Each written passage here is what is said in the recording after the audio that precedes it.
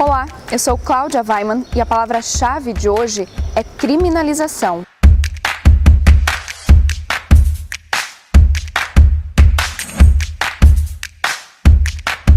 Exército Brasileiro inicia mapeamento de áreas indígenas. Caminhada contra o preconceito é feita em São Miguel do Oeste.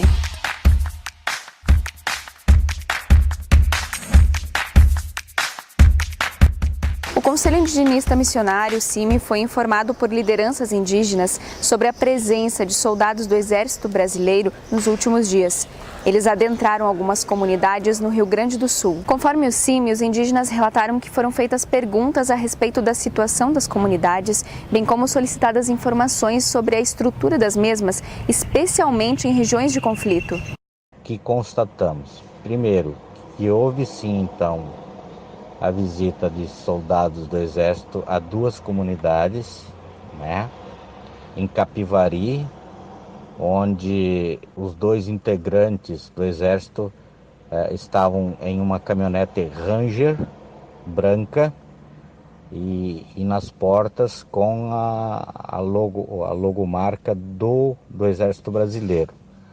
Em Capivari, eles não desembarcaram do veículo. Eles apenas observaram o acampamento e fizeram anotações em um caderno. Na área indígena estiva, então sim, eles desembarcaram do veículo e se dirigiram às pessoas e lá se apresentaram como sendo do Exército, mas que estariam fazendo um trabalho de levantamento, a pedido do próprio estado do Rio Grande do Sul, no sentido de caracterizar algumas realidades em que pessoas vivem nas margens da rodovia ou comunidades que estão nas margens da rodovia.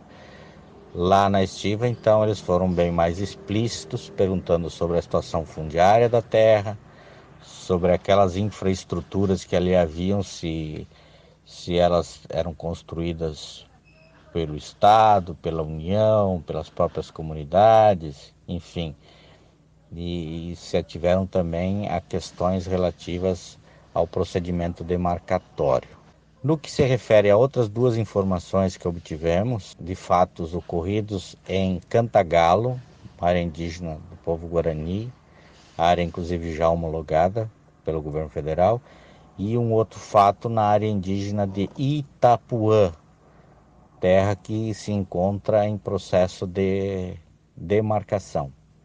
No Cantagalo, houve a visita de um grupo de pessoas se dizendo pertencerem ao Conselho Estadual de Educação Alimentar. A pretexto de compor esse conselho, fizeram então averiguações em toda a estrutura da escola, mas especialmente no que tange à cozinha, à alimentação, ao ambiente, etc., e fizeram uma série de anotações.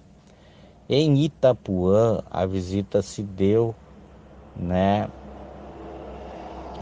por um grupo de pessoas que se apresentaram informando que eram integrantes do governo de transição do estado do Rio Grande do Sul e que estariam ali para fazer um levantamento sobre o patrimônio da CESAI. Também se dirigiram à escola e lá conversaram com a diretora da escola. Oportunidade, então, que também fizeram uma série de questionamentos acerca da situação fundiária daquela área indígena. Então, a preocupação ela se dá em função de que esse tipo de visita não é uma prática usual. Aliás, nunca se teve, de pessoas que se apresentam para fazer averiguações no âmbito das comunidades indígenas. O CIMI entende que tal medida tem como objetivo principal criminalizar ainda mais a luta dos povos indígenas do Brasil e que por isso serão feitas visitas e mantido diálogo e atenção junto às lideranças.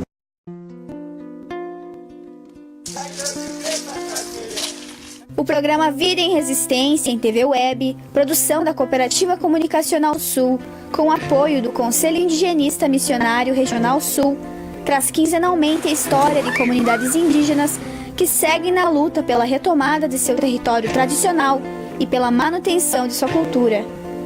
Vida em Resistência, nas terças-feiras, às 14 horas, no Portal Desacato.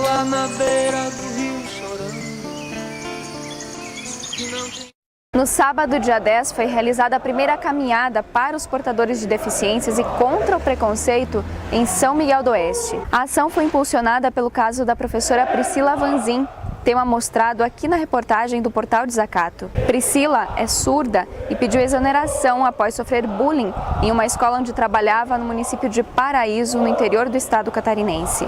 Conversando com o pessoal da APAS e com outras entidades também, a gente sentiu que esse problema não é exclusivo da Priscila. Todos os portadores de necessidades, eles têm dificuldades. De repente em setores diferentes, em situações diferentes, mas todos têm dificuldade. Então o que a gente fez? A gente resolveu fazer esse movimento que nós chamamos a primeira caminhada de luta. Convidamos outras entidades e a gente fez um movimento. Essa é a primeira de uma série que ainda vai acontecer. Fomos para as ruas, levamos os problemas, falamos das dificuldades que eles têm. A sociedade, assim, recebeu de uma forma bem carinhosa. A gente ficou bem feliz por isso, né? Então eu tenho que agradecer primeiro a APAS, lógico, né? Que é a minha casa. Em função da Priscila ser surda, ali é a nossa casa. Mas agradecer também à APAI, à Defismo, a Uninter, que fez uma parceria linda com nós. Saímos da área coberta da praça, percorremos o centro, fizemos uma parada no calçadão, onde a gente falou de alguns problemas. Fomos até o Banco do Brasil, que também teve uma parada, onde o seu Érico da Defismo também colocou uma situação que eles têm dificuldade com acessibilidade.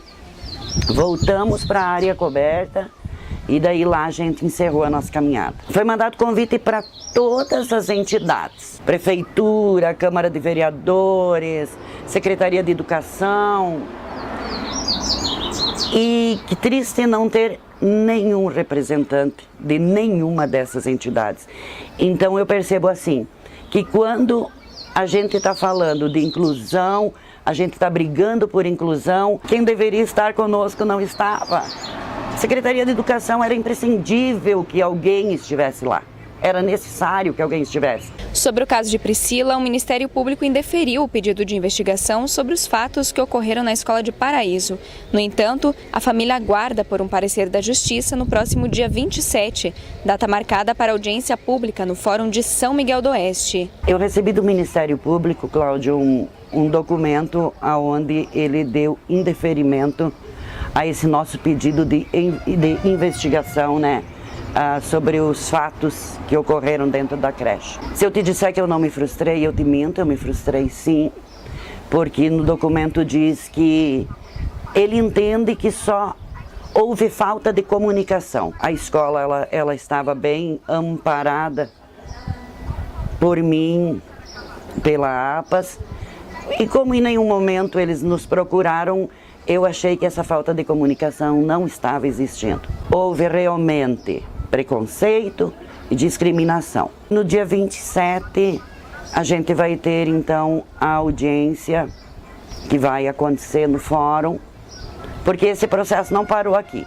O promotor só encerrou aquela parte da investigação, mas a questão criminal, ela continua andando. O JTT vai ficando por aqui. Seja você um amigo ou amiga leitora do Portal Desacato, acesse as nossas redes e saiba como. Desacato 11 anos. Sonhamos juntas, sonhamos livres. Tchau, gente!